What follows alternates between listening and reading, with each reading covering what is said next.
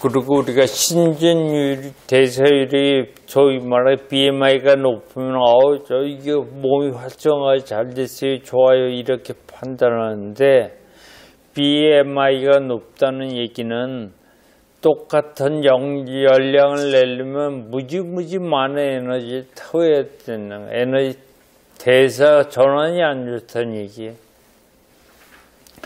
연비가 떨어지는 자동차하고 똑같습니다.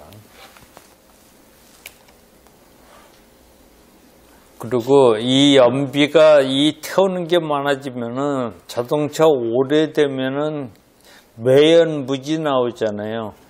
마찬가지로 이게 많아지면 우리 몸에는 에이지라고 어드밴스드 글라이케이션이라고 엔드 프로텍트라고 몸에 노인들 이렇게 나이가 들면 검버섯되는 거 세포들이 다 죽어가는 게 다 이것입니다. 에이지라고. 그래서 에이지 그냥 이렇게 말하면 영어로 그냥 노화 그렇게 생각나잖아요. 그 에이지가 많아지는 거예요.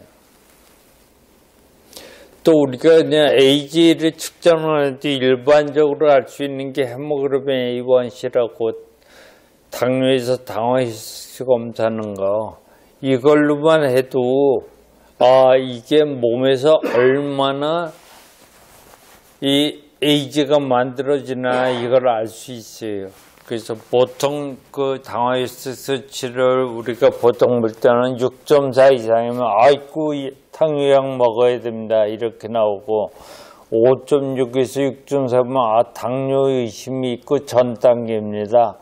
5.6 이하면은 정상입니다 이렇게 판단하는데 실제로 5.0까지 떨어뜨려야 돼요.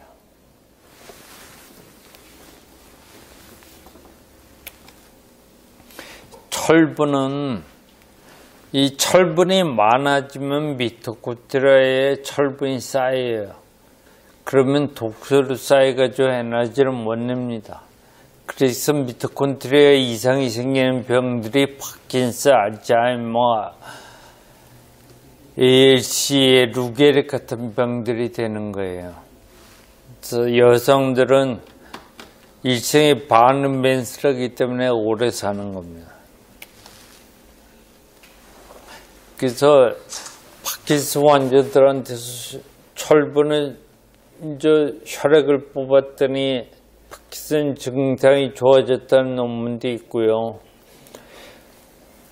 기억 장애가 있는 쥐에서 부틸레이트를 줘가지고 철분을 낮췄더니 쥐의 기억력이 증가됐다는 논문도 있습니다. 그리고 포화 지방은 나쁘지 않다. 이 얘기가 어떻게 나온 거냐면은 에자키스라는 사람이 있습니다. 이분이 영양학적으로 유명한 분인데 2차 대전 때 전쟁 때 켈레이션이라는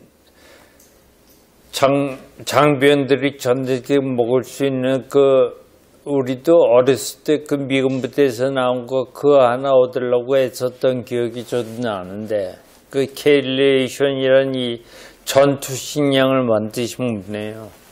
근데 이분이 세븐 칸트리 7나라에서 검사를 한 다음에 어떤 결론을 냈냐면 동물성 지방하고 심장질환하고 아주 상관관계가 있다. 이렇게 결론을 발표했어요. 그랬더니 이제 그래 동물성 포화지방이 안 좋은 거야? 그러니까 불포화지방산이 이제 공장에서 이제 산업에서 나오기 시작했어요. 그래서 불포화지방산을 만드는데 그게 맛이 있어야 되니까 그 맛을 내려고 식품회사에서는 이제 이 저지방 식품에다 설탕을 집어넣기 시작해서 맛을 올리기 시작했고 또 정부에서 또 때 맞춰가지고 이 유자재 콩을 많이 생산할 수 있도록 보조금을 지급해서 올려가지고 불포화 지방산을 굉장히 만들기 시작했어요. 그러면서부터 이제 질병이 재앙이 쌓이기 시작한 거죠. 근데 그 후로 지나고 나니까 엔젤 키스 당신이 논문을 면밀히쓰다 보니까 너무 데이터를 당신의 입맛대로만 골라가지고 포화지방이 나쁘겠다. 이런 게 학계에서 또 우세하게 됐어요. 그러나니까 포화지방을 먹어야 된다고 그래서 나온 식단이 팔레오 식단하고 케토제닉 식단이 나오기 시작한 거예요. 근데 팔레오 식단이나 케토제닉 식단을 먹어도 공에 대한 해결이 안 되지요. 그 이유는 이 스테이크나 돼지갈비, 살라미, 닭고기처럼 지방이 있는 것에 대해서는 단백질이 있고, 단백질 있으면 열도 일으켜가지고 에이지를 만들고 이런다는 사관관계를 몰랐어요. 그 지방은 많이 먹어야 된다. 근데 그 지방을 가두고 고기로 채워가지고 지방을 쓴 게 이제 케토제닉 다이어트예요. 지금도 우리나라에서도 케토제닉 학회가 굉장히 커요. 그로부터 케토제닉 기능의학을 하시는 의사 선생님들도 케토제닉 다이어트를 굉장히 신빙하는 사람이 많아요. 근데 정부에서 축산업에서 고기 많이 먹으니까 축산업에서 보조까지 들어와서 굉장히 커져요. 근데 문제는 고기를 먹었을 때 이런 고기 단백질이 질병을 일으킨다는 건 생각을 안 했기 때문에 케토제닉이 암 치료나 질병 치료에 성공을 못하는 거예요. 케토제닉 다이어트라고 세이프리드가 말한 그 이론은 맞아요. 근데 지방을 동물성 단백질을 뺀 지방을 써서 케토제닉을 해야지 질환 치료가 되는 거예요. 그 팔레오 식단을 하는 사람들은 배가 무지무지 고파요. 그래서 그걸 잘 할 수가 없어요.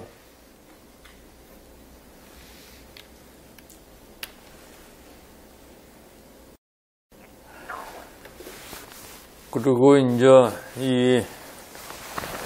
우리가 이제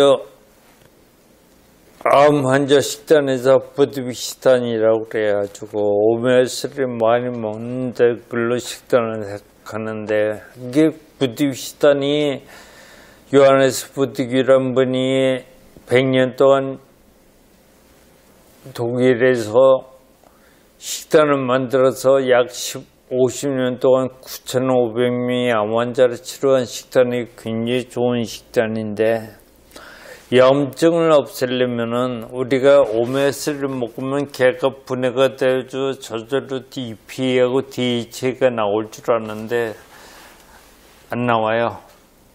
그래서 오메가3 부드비스탄을 할 때는 EPA하고 DHA를 따로 먹어야 돼요. 그리고 걔네들이 일할 때는 리졸빈이라는 역할로 염증을 제거하는 역할을 하는데, 그 할 때는 아스피린을 약 85ml를 일주일에 이틀 내지 3일을 써줘야 되는 거고요.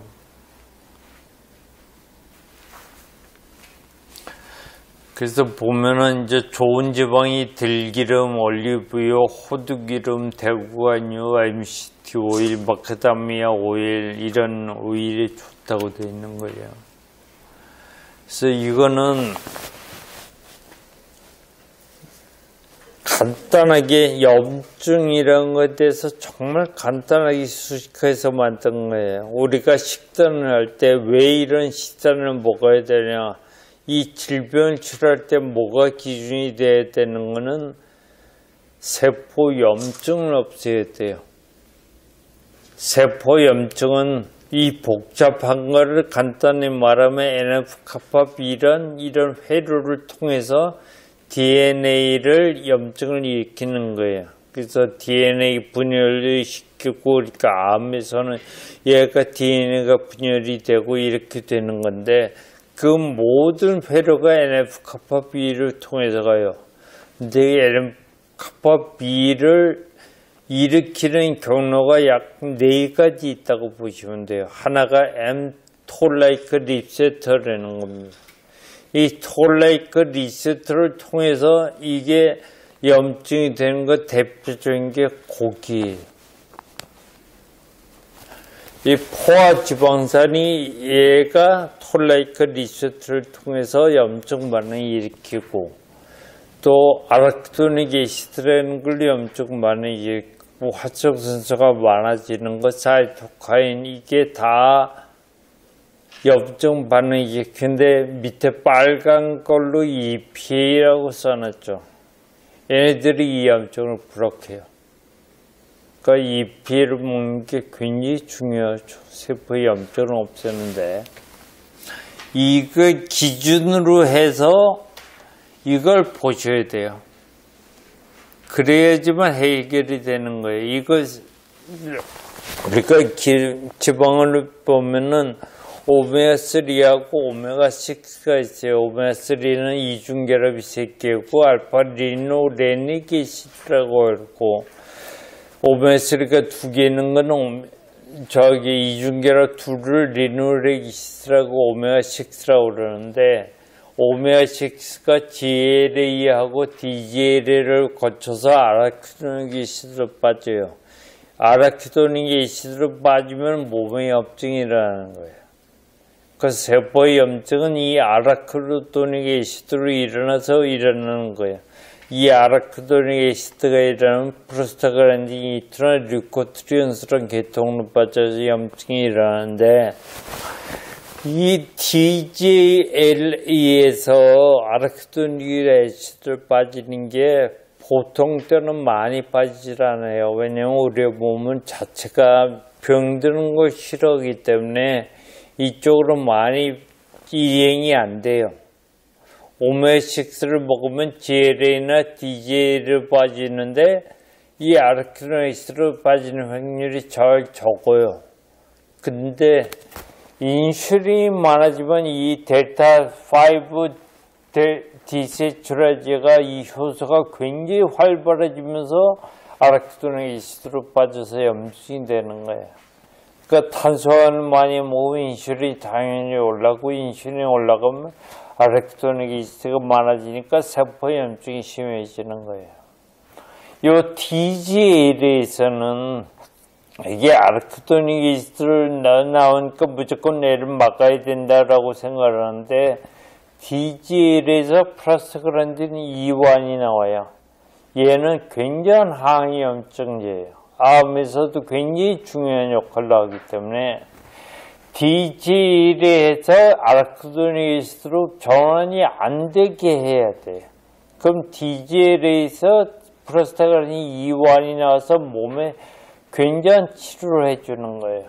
요 델타5 디세츄라제를 억제해주는 게 EPA예요. EPA하고 DH를 우리가 많이 먹으면 세포의 염증을 2단계에서 막아주는 겁니다. 그래서 우리가 이 DGLA를 높이는 음식을 먹어야 돼요. GLA가 높이는 음식. 그게 뭐 이제 이브닝 프라임 오일, 달맞이 꽃기름이라든지 블랙 커런트 오일이라든지 얘네들이 GLA를 올리면은 GLA에서 DGLA는 어떤 거리낌이 없이 올라가요. 그러니까 그런 걸 먹어줘야 되고 오메가3 먹어야 되고 그 다음에 DGLA 높이는 블랙 커런트 오일, 그 다음에 달맞이꽃 그런 거 먹어야 되고 잎이 따로 생성기는 따로 먹어서 얘가 아라키도닉 애시드를 브로커하는 걸 만들어야 되고 그리고 인슐린을 올리지 말아야죠.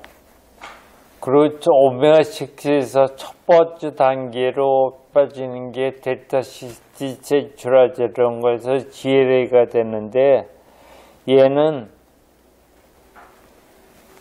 아기를 낳았으면 아기에는 이 델타6 디세츄라제가 없어요. 적어도 6개월 동안은 안 나와요. 그럼 아기한테는 오메6를 먹어도 GL이 안 올라가요. 모유에는 있어요. 근데 우유에는 없어요. 그러니까 우유를 먹고 모유를 6개월 정도까지도 안 먹은 애들은 자라면서 우리 몸이 조금 없다고 금방 뭐가 티나는 건 아닌데 6개월 정도 안 먹은 애들은 모유를 안 먹고 우유만 먹고 키운 애들은 얘가 못 잘라는 거예요. 얘가 못 잘라요. 면이 괜히 떨어집니다. 그러니까 여성부터는 무조건 6개월간은 최소 1년까지 먹으면 되고 무조건 6개월은 모유를 무조건 먹어야 돼요.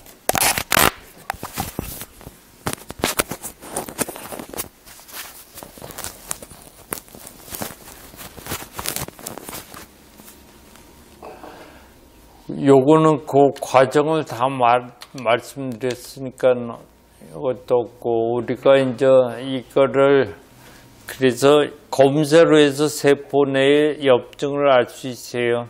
그 트리그리세라이드 중성지방하고 HDL하고 비율을 보는 거 하나 같고, 아르키노닉스하고 EP 수치 보는 거고, 또 DGLA 수치하고 아르키노닉스 수치 보는 거고, 헤모글로빈 A1C를 보는 걸 우리가 검사를 다 할 수 있어요. 그걸로 해가지고 세포염증이 얼마다, 그러니까 이 환자는 어떻게 치료해야 된다. 저는 암 환자도 이걸 다 비율을 따져가지고 치료를 하고 있습니다. 그래서 보면은 이 아르키노이스타 그 EP 비율을 적어도 1.5 내지 3.0까지 만들어줘야 돼요. 그래야지 세포염증이 없어집니다. 이렇게 높아질수록 암이 잘 안 나요. 자가면역자는 잘 안 나고. 왜냐면 세포염증이 있어서 끊임없이 일어나니까, 염증이. 그러려면은 이게 대충 어느 정도 EP 레이셔가 얼마일 때 여기서 EP하고 DH 용량이 얼마나 나오는가를 상관관계를 준 거예요. 보통 그래서 EP하고 DH는 일반적으로 약 2.5 정도 레이셔를 만들려면 약 2.5g 정도 필요합니다. 한 알에 보통 1g이죠. 그 2알 반 정도를 먹어야지 세포염증에 우리가 아이디아라는 걸로 들어간 거예요. 근데 보통 그 약에서 이런 걸 보면 하루 용량 그러면 한 알 이렇게 돼 있죠. 안 맞는 겁니다, 그럼. 그다음 우유가 몸에 좋다. 그 얘기를 하면 약 2000년 전에 우유를 제일 많이 내는 소의 종류가 홀스타인 종이죠.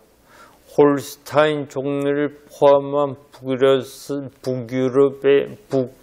북유럽 일대의 소들이 전부 다 돌연변이를 일으켰어요.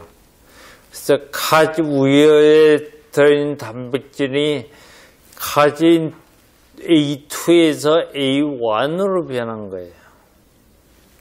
근데 우리가 인체는 카제인 A1을 소화할 수가 없어요. 그러니까 카제인 A1을 먹으면 제일 먼저 췌장에 있는 세포에서 면역반응을 일으켜서 당뇨를 일으킵니다. 그리고 그게 우리 온몸에 들어가서 다 면역작용을 일으켜요. 그렇기 때문에 소가 전부 돌연변이 돼서 카제인 A2에서 A1으로 변했는데 그 우유를 먹고 우유가 몸에 좋은 거예요, 영양이 좋은 거예요, 이렇게 따지는 건 말이 안 되는 거예요. 이게 그 카제인 그러니까 요새 미국에서는 우유 중에서 우리 우유는 카제인 A2가 있습니다라고 라벨로 표시한 제품도 나와요. 근데 A2가 나오는 제품의 우유가 뭐냐면 물소, 산양류, 염소젓 이런 것들은 아직은 돌연변이가 안 돼서 A2가 나옵니다. 그러니까 그거는 좀 먹어도 된다고 얘기를 해요. 근데 얘는 목초 우유로 풀만 먹고 자란 거예요, 우유가. 그런데 돌연변이에 대해서는 카제인이 들어가 있죠.